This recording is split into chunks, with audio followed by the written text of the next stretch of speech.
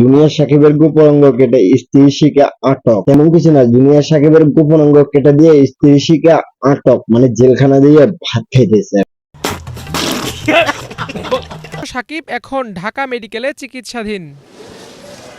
এখন অনেকে এসে বলবে যে ভাই একটা ছেলের গোপন অঙ্গ কেটে ফেলছে আর আপনি তাকে নিয়ে রোস্ট করতে বসছেন। ভাই ওই টাইম আমি রোস্ট করতে বসছি, অবশ্যই একটা কারণ তো থাকতেই পারে। বলতে চাও সরাসরি বলো।